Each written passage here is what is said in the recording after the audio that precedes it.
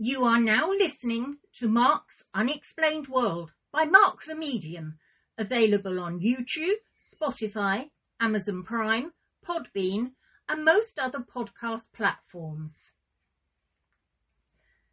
Tonight's episode is about the evil delusions of Eleanor Williams. So it's over to you now, Mark, for tonight's thrilling episode.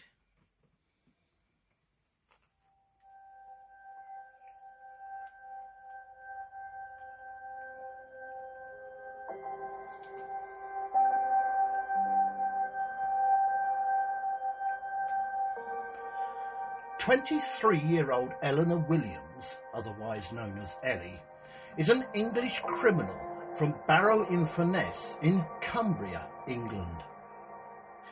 She is mainly known for making false claims of multiple serious crimes, which include accusations of trafficking, rape, blackmail and physical violence, of which none of these incidents were ever found to be true. The fictitious claims spread by Eleanor Williams on the internet had many a long-lasting impact on her victims, which included multiple suicide attempts and a rise in racially motivated violence. Her crimes were so bad, in fact, that they contributed to aspects of the Online Safety Act 2023, which criminalises the spread of false and harmful information online. Following her trial in 2022, Eleanor Williams was found guilty on 9 counts of perverting the court of justice, contrary to English common law. In the end, Eleanor Williams was sentenced to a total of 8.5 years behind bars. Greetings, Unexplainers. Thank you for tuning in once again and listening to this Hiding Behind the Lies episode of Mark's Unexplained World. My name is Mark Hughes. I'm a psychic medium, a ufologist and a true crime buff whose only true crime is liking true crime. Reading and studying it, that is, not actually doing it, you understand. Anyway, just to give you a better idea of who I am and what I do, every Monday night I do a podcast on the various subjects under the Unexplained banner. These include ufology, hauntings, disasters and all sorts of paranormal phenomena, including true crime, unsolved crime and missing people. So if you are listening to this show on YouTube, please give us a review and a thumbs up and subscribe to my channel. And if you are listening on any other of the podcast platforms, again, give us a like and a follow. In this episode, I'm going to tell you about the misadventurous stories surrounding the evil delusions of Eleanor Williams. And this week's necessary disclaimer. This story is a tale that sadly involves claims of sexual assault, child sexual exploitation, self-harm and stories of suicide attempts, so listener discretion is advised. Also, all opinions and comments are strictly my own, but the facts of the case still remain. And again, I also apologise if I pronounce anything incorrectly. My English, although it is my first and only language, sometimes sounds better than it looks. Anyway, let's get back to this week's story.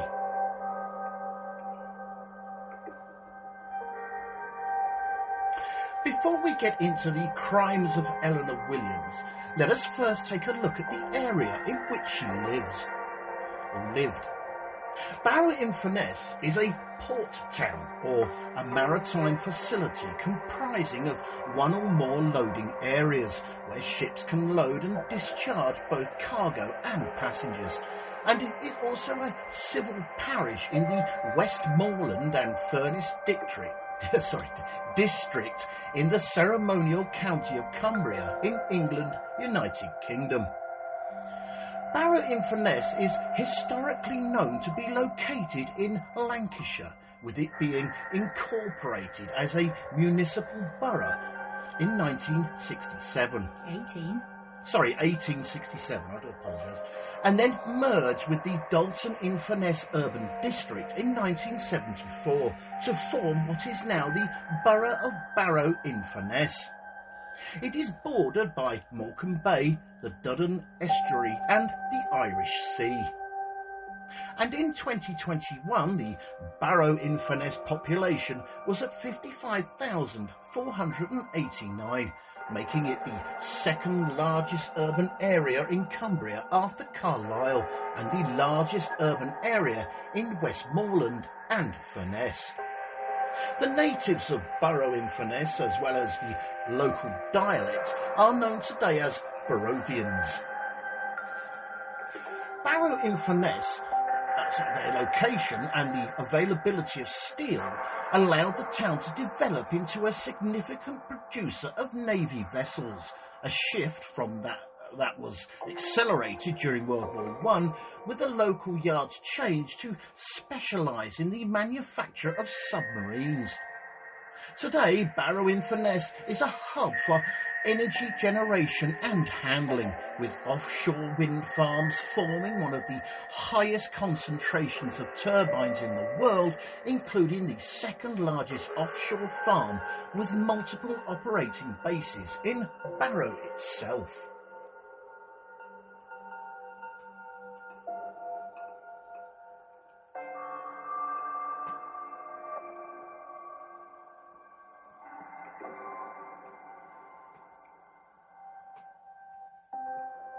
Eleanor Ellie Williams was born on the 26th of November in the year 2000.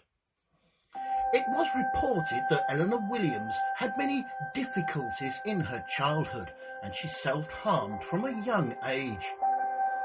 She originally grew up in the aforementioned Barrow-in-Furness in Cumbria, but at the time of her trial she was living in Teesdale Road on Walney Island.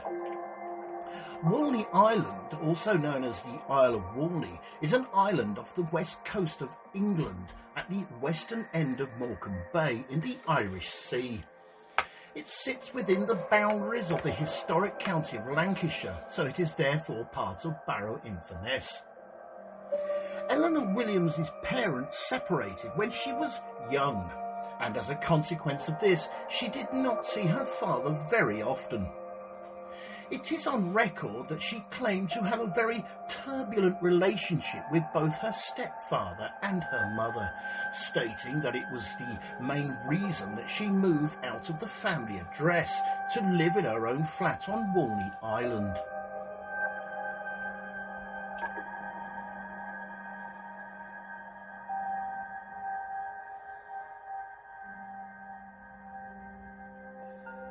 Pretend it is now 2017, and 16-year-old Eleanor Williams makes her first false allegation. The false allegation was made against a male individual who went under the name of C during the court proceedings. Her story goes that during an informal event at C's house, which is just another name for a house party, Eleanor Williams became drunk whilst smoking cannabis. But not only was she feeling unwell, but she had also started to show the contents of her stomach to her fellow guests.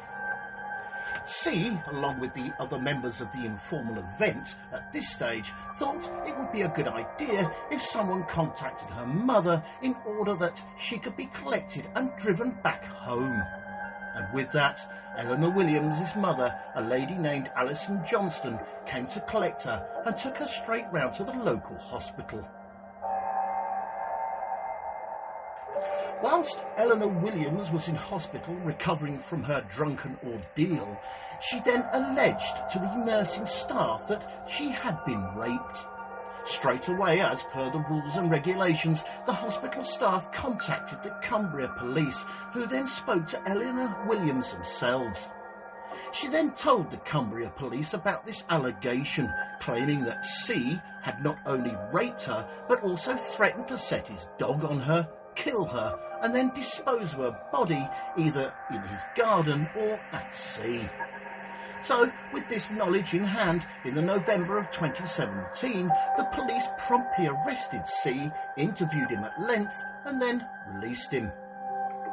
And in the January of 2018, Eleanor Williams withdrew her support for prosecution, and C faced no further police action.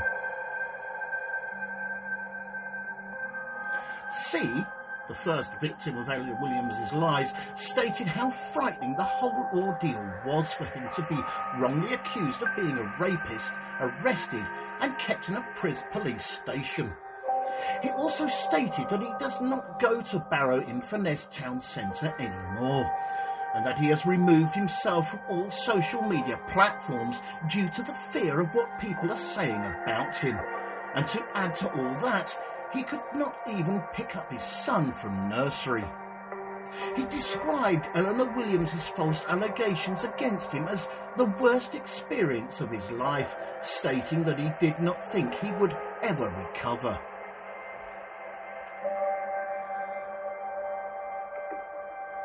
After this first short break, in part 2, we will look at the Rotherham child sexual exploitation scandal, the further lies and fabrications made by Eleanor Williams, and how it affected her victims' lives.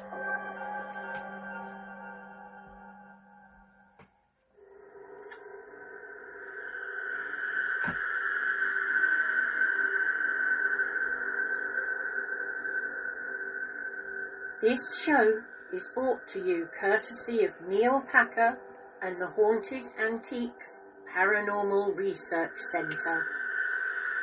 Find them online at www.hauntedresearchcentre.com or at 9 to 11 Regent Street, Hinckley, LE10 1AW.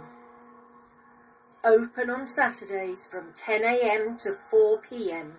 for guided tours of the haunted rooms at just £3 per person. Booking is essential at all times, and over 16s only, please, unless accompanied by an adult. The haunted rooms are extremely haunted, and paranormal activity could and has taken place at any time. Some areas and particular objects or items can be quite scary and unnerving. Membership is available for £25 to qualify for selective offers. And why not download the app, available on both iOS and Android, for only $3.99, to keep up to date with what is coming up at the centre. Thanks for listening to Mark's Unexplained World. If you are interested in parapsychology, quantum sciences, and true encounters with the other side, you may wish to visit the Weird Walk Home. That's my show on YouTube. Also, stay tuned, because After Dark with Tilly and Mark is creeping your way in June. Additionally, if you are interested in weird sciences, you may like to purchase my brand new book on Amazon. That would be Weird Time by Tim R. Swartz. It features lots of strange explanations and encounters with time from myself and other notable names like Lon Strickler and more. Thanks for listening.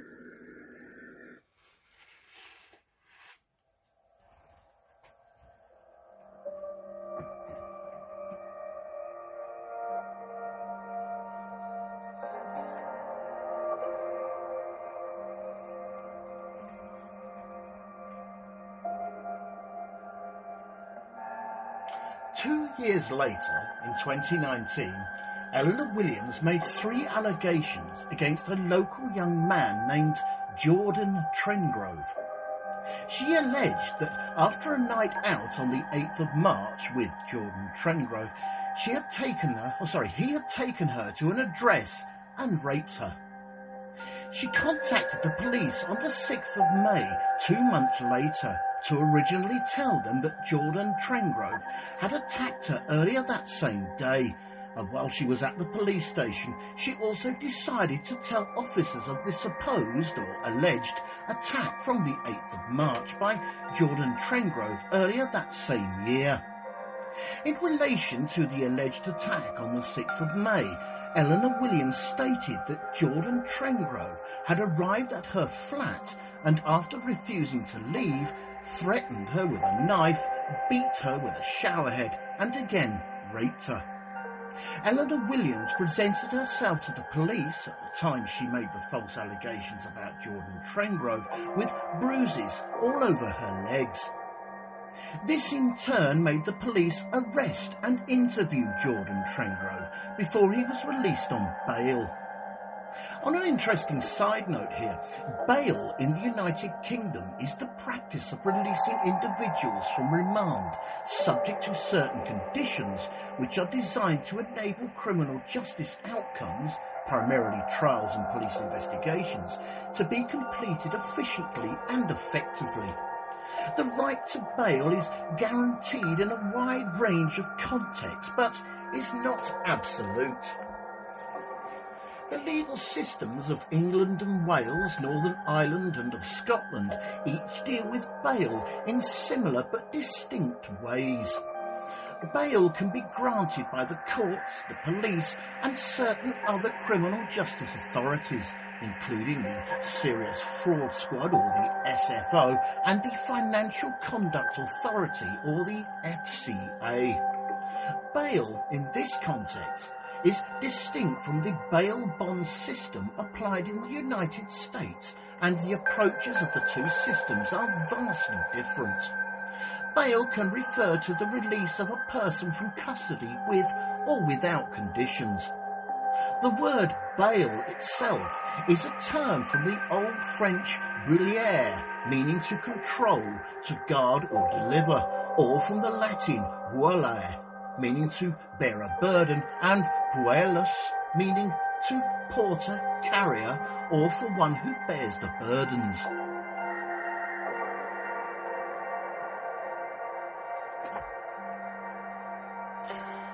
On the 18th of May 2019, Eleanor Williams contacted the police again, this time stating that she had returned to her flat in Teesdale Road on Walney Island after a night out, and Jordan Trengrove had entered her flat through a door she had left unlocked for a friend. She alleged to the police that Jordan Trengrove had hit her both on the face and body and then raped her. The police then located Eleanor Williams' her flat covered with various bruises and injuries, which led the police to promptly arrest Jordan Trengrove, who was then remanded in custody until the August of 2019.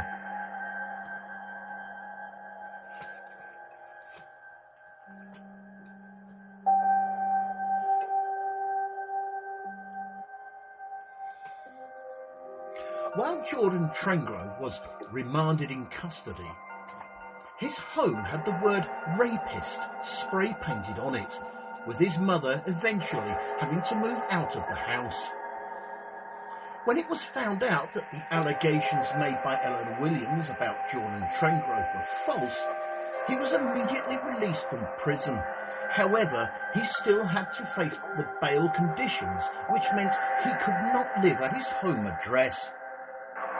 But not only that, when Jordan Trengrove returned back to Barrow-in-Furness, he faced abuse from strangers in the street, which led him to become totally isolated. And in the August of 2020, he started to lose his self-confidence and was no longer able to work, and after a failed suicide attempt, he was put on antidepressant medication. Since the allegations made by Eleanor Williams, Jordan Trengrove had a child. This resulted in a number of anonymous phone calls being made to social services, informing them that he was a rapist and was therefore not safe to be with his child.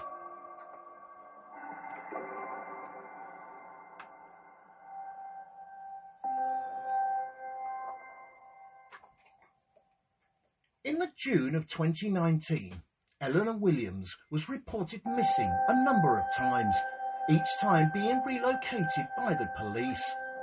The police did have significant concerns for Eleanor Williams at this time because each time they located her, she was either intoxicated through alcohol or drugs or had injuries, including bruising, all over various parts of her body. In the July of 2019, the police interviewed Eleanor Williams further, where she started to disclose more allegations. She told the police that when she was younger, she started to attend parties at houses where older men were present.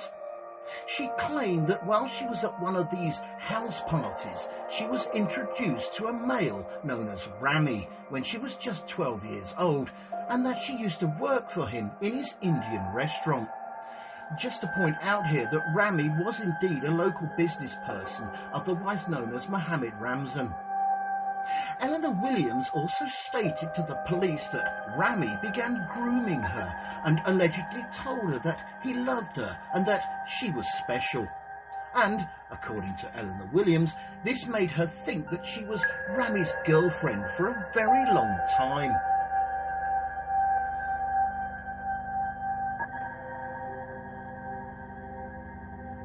Eleanor Williams then claimed to the police that when she was 12 or 13 years of age, Mohammed Ramzan, or Rami for short, began a sexual relationship with her and groomed her to have sex with other men.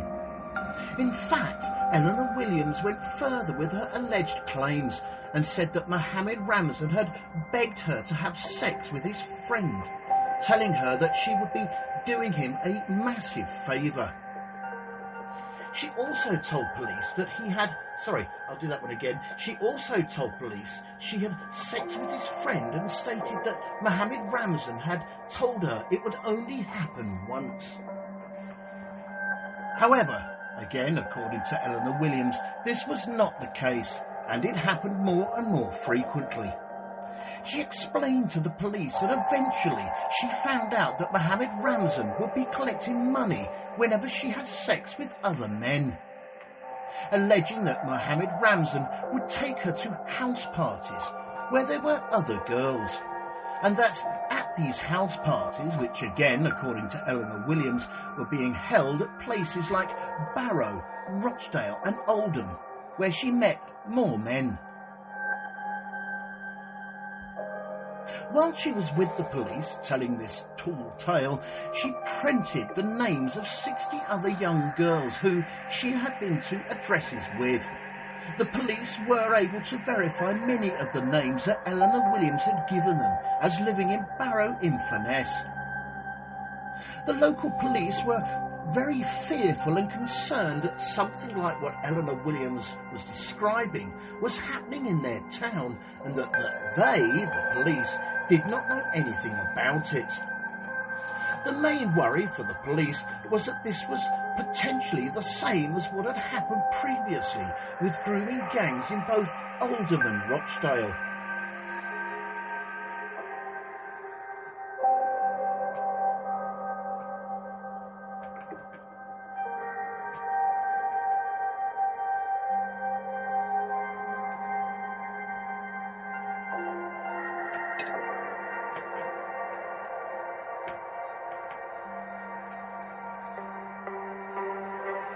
I'm just going to take a break away from the delusional Eleanor Williams story for a couple of minutes, just so I can touch on the 2013 story of the Rotherham child sexual exploitation scandal.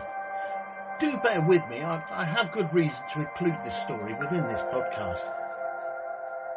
The Rotherham child sexual exploitation scandal consisted of organised child sexual abuse that occurred in the town of Rotherham, South Yorkshire in northern England from the late 1980s until 2013, and the failures of the local authorities to act on reports of the abuse throughout most of that period, with one report estimating that 1,400 young girls were abused by grooming gangs. Evidence of this abuse was first noted in the early 1990s when care home managers investigated reports that children in their care were being repeatedly picked up by taxi drivers. From 2001, there were multiple names of alleged perpetrators, with several men coming from one family, passed to the police and Rotherham Council. The first group convicted finally took place in 2010, when 5 British Pakistani men were convicted of sexual offences against girls between the ages of 12 and 16. From January 2011, the British journalist Andrew Norfolk of the Times newspaper pressed the issue, reporting that in 2012 the abuse in the town of Rotherham was widespread, and that both the local police and the council had known about it for over 10 years. The Home Office researcher named Annie Heald, who was hired by the local officials to look into the Rotherham child sexual exploitation scandal, warned both the local police and the council that the child exploitation occurring between the years of 2002 and 2007 has since described it as the, and I quote, biggest child protection scandal in the UK history.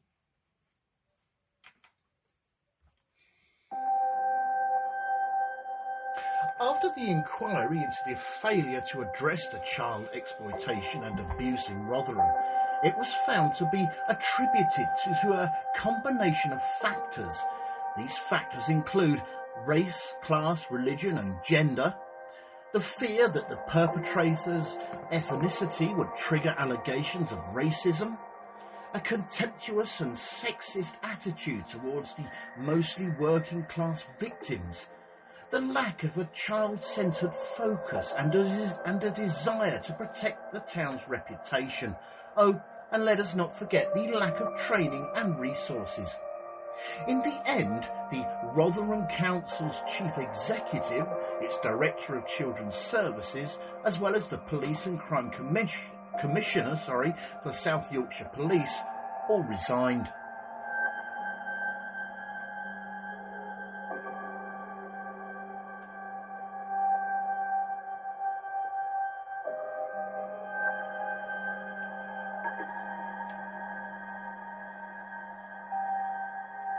So, as you can probably imagine, if there is a grooming gang within Barrow-in-Furness, the police had to get it right.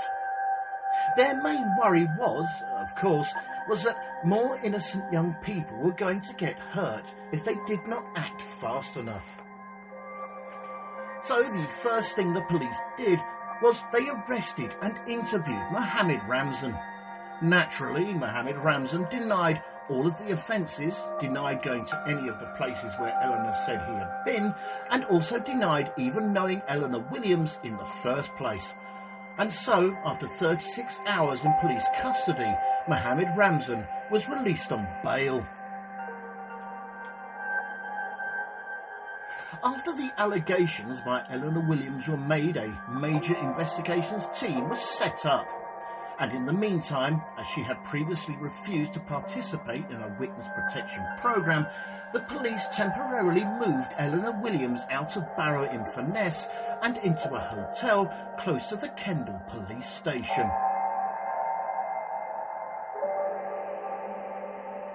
Sadly, just 2 weeks after being arrested due to Eleanor Williams's lies, Mohammed Ramzan was described as being in such despair that he had attempted to commit suicide in front of his family, resulting in him sustaining an injury and leaving scars.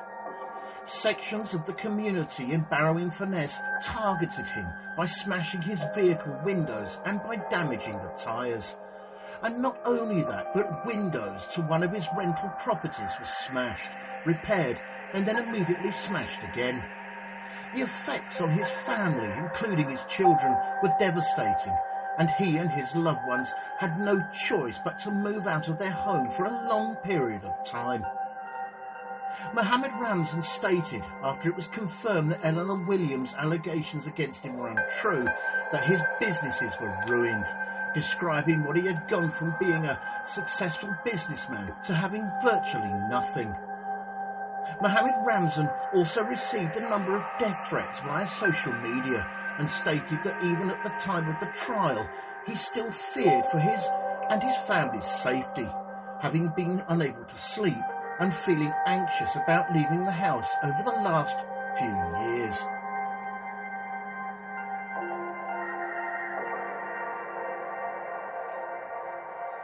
After this second short break, in part 3, we will look at how a Facebook post from Eleanor Williams caused an uproar amongst the local community, how her lies affected the real victims of sexual exploitation, and the Online Safety Act of 2023.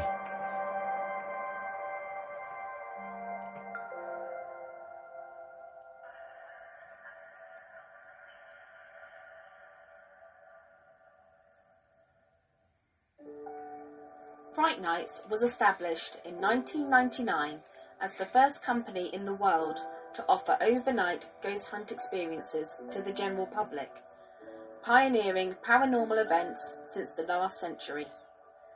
Fright Nights operate at hundreds of the UK's most haunted and exclusive venues. All events have their own team of experienced paranormal investigators, mediums and psychics. They have a VIP members club for regular returning guests, offering loyalty discounts and exclusive invitation-only events. They can also host private events for your family and friends. You can contact them on 07852 998 628 or email them at office@frightnights.co.uk. Or take a look at their website at www.frightnights.co.uk, where you can see the many locations they investigate and learn about them and the opportunities they have available. Hundreds of ghost hunters join Fright Nights every month for the most thrilling ghost hunting experiences they'll never forget. If you haven't been on a ghost hunt before, then why not join them to see what it's all about? Why not visit their social media sites for up-to-date information on all the places they visit and to see what's coming up in the future? They look forward to seeing you all soon. Fright Nights Ghost Hunting Events. Remember, only the original will do.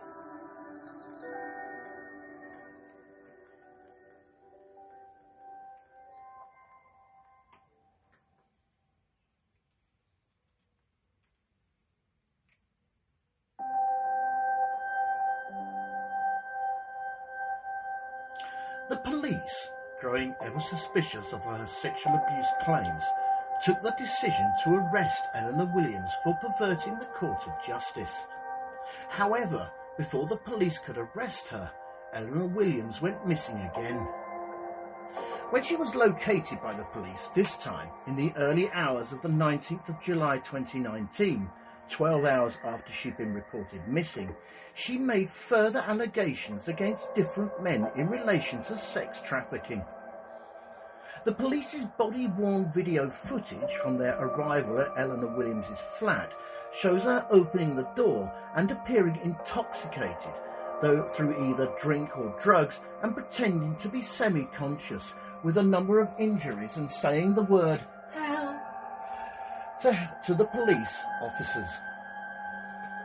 After the ambulance took her to the hospital, she disclosed to the police officer in attendance at the time that she had taken alcohol, cannabis and spice, and that she also told the officer that she had had sex with a male named Ollie in Preston in a back street. She then says to the officer, and I quote, "I'm not going to get arrested, am I?" Then stated again, and I quote, "You might not believe me." During a later interview with the police, Eleanor Williams later stated that she got messages on her mobile telling her to get the train to Preston. She told them that she walked through the town centre of Preston and met a male who was called Ollie, This was a male who was eventually identified as being named Oliver Gardner. She stated that Ollie walked through Preston to the back street where the two were met. Sorry, I'll do that one again, actually. Sorry. She stated that Ollie walked her through Preston to a back street where there were two men who paid Oliver Gardner to have sex with her. I do apologise.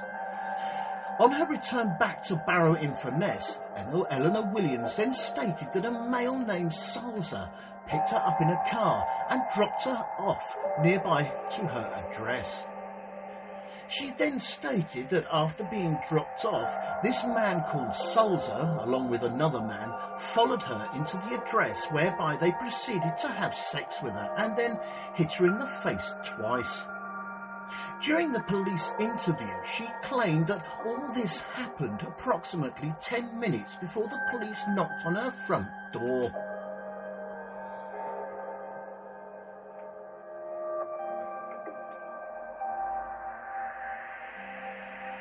When the police discovered the CCTV footage of Eleanor Williams, however, what it showed was a very different story. It does show her getting off a train in Preston, and it shows her chance meeting with Oliver Gardner as he asks her for a light. And after a short conversation and a light for his cigarette, he does appear to walk off, but the CCTV also shows Eleanor Williams trying to follow him, appearing to want to continue their conversation. And soon after, both Oliver Gardner and Eleanor Williams are seen walking happily together, with Oliver Gardner having his arm around her. The pair then go voluntarily, I hasten to add, up a lane and out of view, where it is believed they had consensual sex. The pair then swap their telephone numbers, and Eleanor Williams is seen then on CCTV walking back to the Preston railway station. One odd thing that the CCTV at Preston railway station caught was when Eleanor Williams was seen to enter the toilets. The CCTV camera at the basins in the toilet captures her appearing to be doing something to her eye that the police thought was her potentially adding makeup or something else to feign an injury. Further CCTV footage showed Eleanor Williams at the area where she alleged that two males had collected her before returning to her address. However, Eleanor Williams was seen on CCTV to be walking alone with no one else nearby. It was only by chance that her brother's girlfriend was out driving and noticed Eleanor Williams, so she stopped the car and gave her a lift back to her flat. At that time, her brother's girlfriend stated that she did not see any injuries on Eleanor Williams. And being very aware that she was reported missing, her brother contacted the police straight away to say that his sister, Eleanor Williams, had returned home. So this now takes us back to the beginning of part 3 of this podcast, when the police, who were growing ever suspicious of her sexual abuse claims, took the decision to arrest Eleanor Williams for perverting the course of justice. And now, having seen all the CCTV footage of Eleanor Williams' uneventful journey home, they now know that her body injuries happened within a 20-minute window of her brother informing them that she was no longer missing and for the police to arrive at her flat. When looking around the flat for any clues as to what happened with her, within that 20-minute window, they found that she had no friends, relationships or family members who could have caused those injuries. So, the only conclusion that the police could come to at this time was that Eleanor Williams was causing these injuries to herself.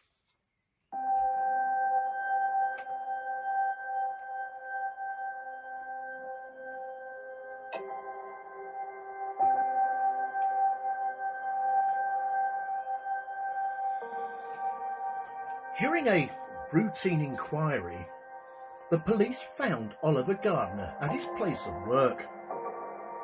Whilst it is usual practice for police to arrest a suspect on suspicion of rape. This time, they just took a statement from Oliver Gardner, instead just to account for his movements.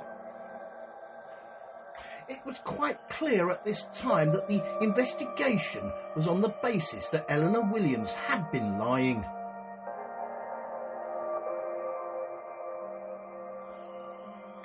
Eleanor Williams was then herself arrested for perverting the court of justice and subsequently interviewed.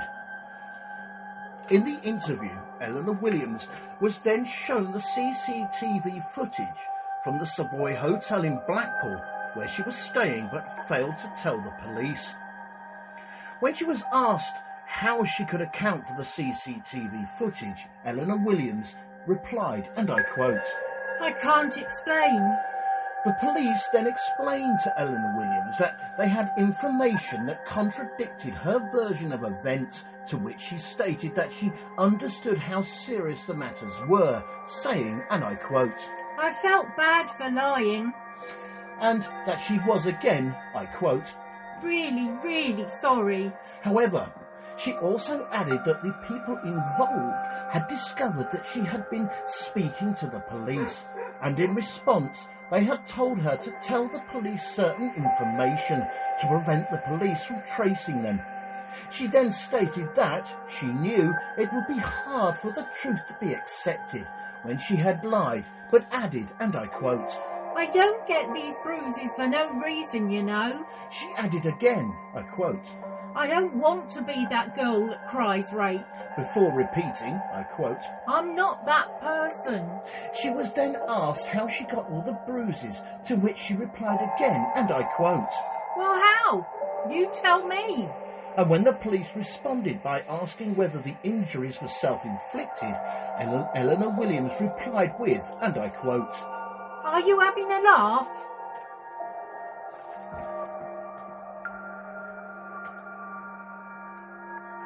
As soon as the police discovered that Eleanor Williams had been lying, they got in motion the release of her second victim, Jordan Trengrove, from prison, having already spent 73 days inside. After Eleanor Williams was arrested, a number of mobile phones in her possession were seized by police. And what the police found was that Eleanor Williams had used a second mobile phone to create conversations with other fake victims, and that both her first and second mobile phones were found to be connected to the same phone mast, even when Eleanor Williams visited her father in Scotland. It was also found out by the police that this second mobile phone had been given to her by a women's help group for victims of abuse.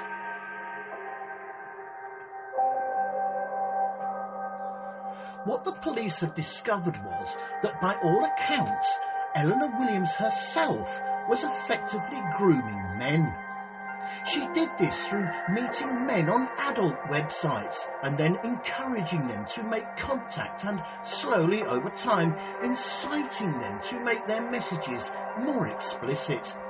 And once she had the desired message for her cause, Eleanor Williams would then change their contact names on her phone to Pakistani names like Rami and Salza.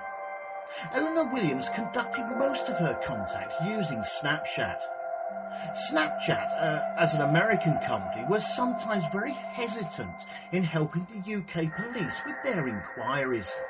However, in late 2019, a policy change meant that Snapchat would have no choice but to provide information in cases of a serious sexual offence.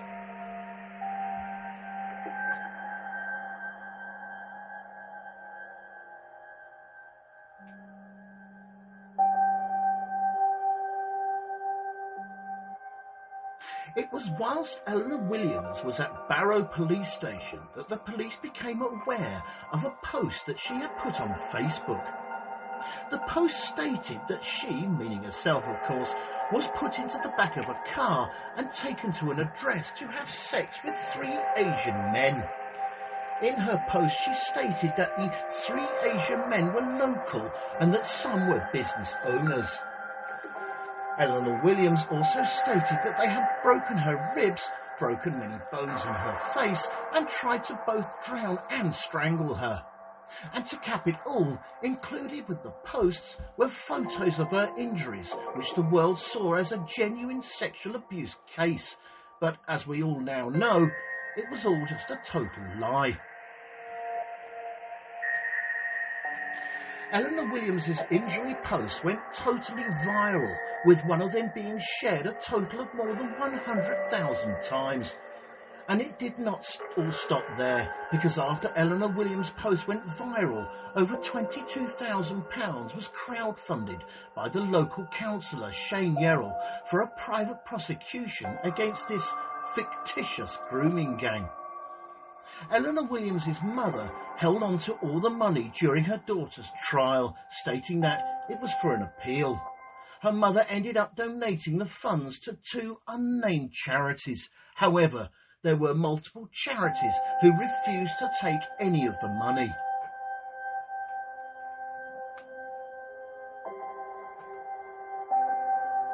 One of the things that became known during her trial was that after being taken to hospital, a Home Office pathologist produced a report about Eleanor Williams's injuries.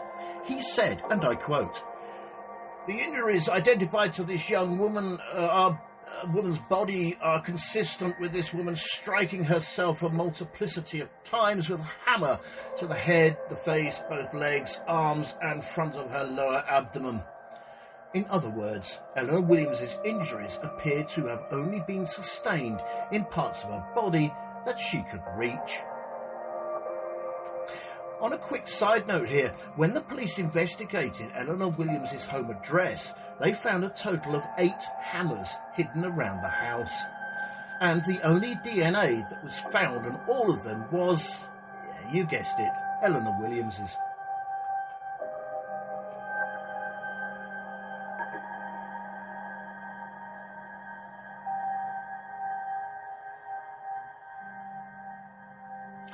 Eleanor Williams's trial was held at Preston Crown Court in the October of 2022. The prosecution barrister, a Jonathan Sandiford KC, opened the prosecution's case by telling the jury that Eleanor Williams was a serial liar and that her accounts were a fabrication from first to last. CCTV evidence was found showing that Eleanor Williams had purchased a claw hammer that she used to inflict injuries upon herself from Tesco's on the 11th of May earlier that year. And in relation to apparent self-inflicted injuries, Eleanor Williams stated under cross-examination, and I quote, "I wouldn't buy a hammer to hurt myself. I'm not a psychopath." Also, during the 3-month trial, the jury heard of other lies that Eleanor Williams had told various people over the years. These included having a child, working at Mohammed Ramzan's restaurant, who, if you remember, was her 3rd victim, that she had a backstreet abortion, had a heroin addiction from the abuse she had faced, and that she had been in a coma. It took the jury just a few hours to reach a unanimous decision, finding Eleanor Williams guilty of all charges. She was then sentenced to 8.5 years in prison by the judge, Robert Altham. She will become eligible to be considered for parole on the 12th of February 2027, just under 3 short years from the writing of this podcast.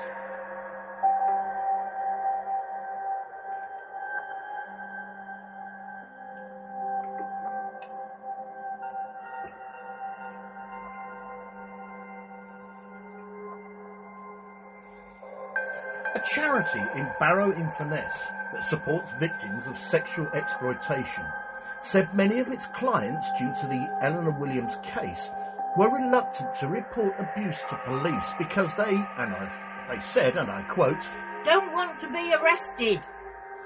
And other victims of abuse, including Sammy Woodhead in the aforementioned Rotherham child sexual exploitation scandal, claimed that Eleanor Williams' false allegations, and I quote, caused harm to survivors and will deter others from coming forward.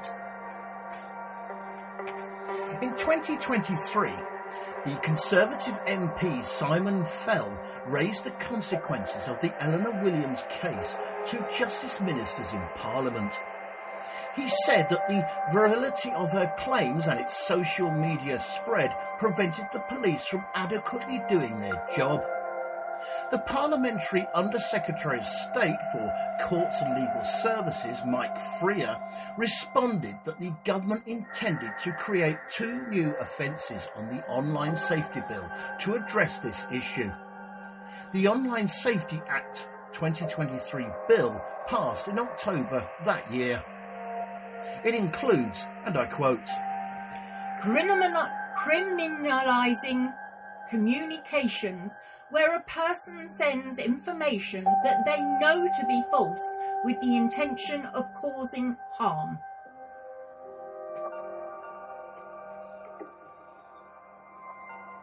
There was one more thing that I found that Eleanor Williams did which did make me shake my head in despair, and that is, while she was in custody, she wrote a letter to her sister asking that she told her solicitors that a hammer was found in her bedroom in an attempt to create a false defence for the final allegation Eleanor Williams made. And as a result of this, Eleanor Williams was further charged with another count of perverting the court of justice.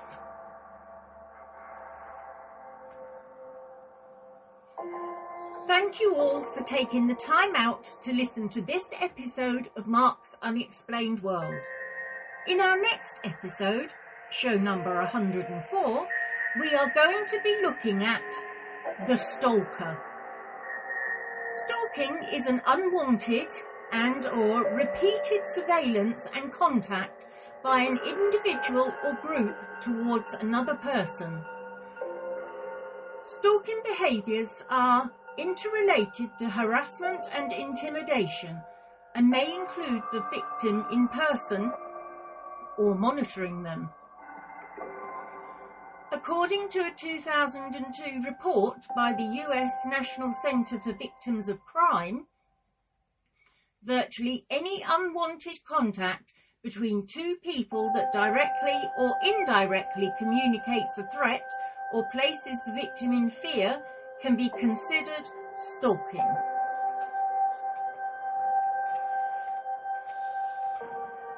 This show was written and researched by myself, Mark Hughes, and proofread and edited by Linda Hughes. The pronunciations of all the names of places, though, was all mine. The actors in this episode were Mark Hughes, Linda Hughes, Denise Poolar and Tilly Treadwell from the Weird Walk Home podcast.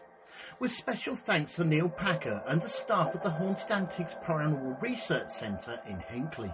And a big thank you to everyone for listening. We never run out of ideas here at the office for Mark's Unexplained World podcast, but if you know of any other intriguing stories under the Unexplained banner, including ufology, hauntings, disasters and any other sort of paranormal phenomena, including true crime, unsolved crime and missing people, just drop me a direct message and I will see what I can do. I will, of course, include the name of the person who suggested the idea in the end credits of the podcast. And again, just to add, if you are listening to this show on YouTube, please give us a review and a thumbs up and subscribe to my channel. And if you're listening to if you are listening on any of the other podcast platforms, again, give us a like and a follow. I thank you in advance. Mark's Unexplained World, because there's more to the paranormal than meets the third eye. And remember, guys, keep it real, because being real is better than being perfect. This show and all its contents are covered by basic copyright of Mark the Medium.